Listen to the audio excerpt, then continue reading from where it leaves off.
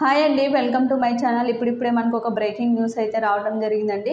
ఉద్యోగ పెన్షన్లకు సంబంధించి కొత్త పిఆర్సీ అదేవిధంగా కొత్త వేతనాల లిస్ట్ అయితే విడుదల కావడం జరిగింది. ఆ వివరాలన్నీ కూడా వీడియోలో అయితే తెలుసుకుందాం. మీరైతే వీడియోని ఎక్కడా కూడా స్కిప్ చేయకుండా ఎండ్ వరకు అయితే చూసేయండి. వీడియో నచ్చినట్లయితే తప్పకుండా లైక్ చేయండి, షేర్ చేయండి.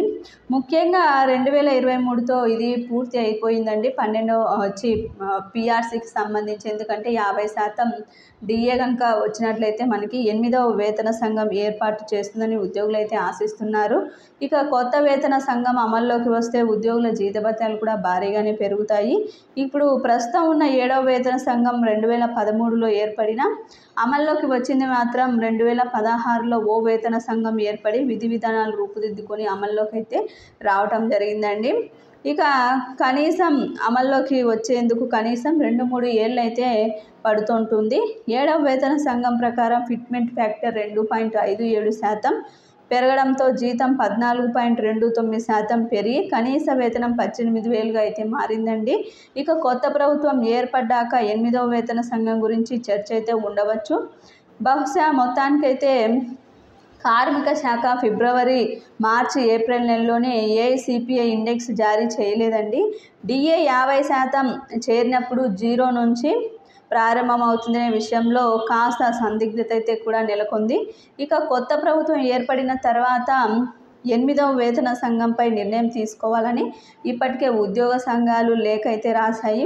ఒకవేళ కొత్త ప్రభుత్వం ఈ డిమాండ్ను కనుక పరిగణలోకి తీసుకున్నట్లయితే, అంగీకరిస్తే 1,12,00,000 మంది ఉద్యోగ పెన్షన్లు లబ్ధి అయితే పొందుతారండి. ఇక ప్రస్తుతం కేంద్ర ప్రభుత్వం ఉద్యోగుల డిఏ 50%గా అయితే పెరగవచ్చు. అయితే జనవరి నుంచి జూన్ వరకు ఉన్న ఛార్జ్ ఆధారంగా ఈ యొక్క నిర్ణయం అయితే ఉంటుంది. లోక్సభ ఎన్నికల ఫలితాల తర్వాత, అంటే ఈరోజు తర్వాత కొత్త ప్రభుత్వం ముందుకు 8వ వేతన సంఘం చర్చ అయితే ఖచ్చితంగా వస్తుందండి. ఒకవేళ 8వ వేతన సంఘం అమలైతే ఉద్యోగుల జీతభత్యాలు ఎంత పెరుగుతాయో ఇప్పుడైతే తెలుసుకుందాం. ప్రతి 10 ఏళ్ళకి కొత్త వేతన సంఘం ఏర్పడాలి. 2013లో అయితే ఈ యొక్క కొత్త వేతన సంఘం అయితే ఏర్పడింది. ఇప్పుడు మళ్ళీ కనుక 2016 నుంచి అయితే అమల్లోకి వచ్చిందండి. 2013లో ఏర్పడి, ఇక ఇందులో భాగంగానే ఫిట్మెంట్ ఫ్యాక్టర్ కూడా 2.57%, 57 సార్లు పెరగడంతో 14.29% పెంపుదలతో కనీస వేతనం 18,000 అయితే అయింది.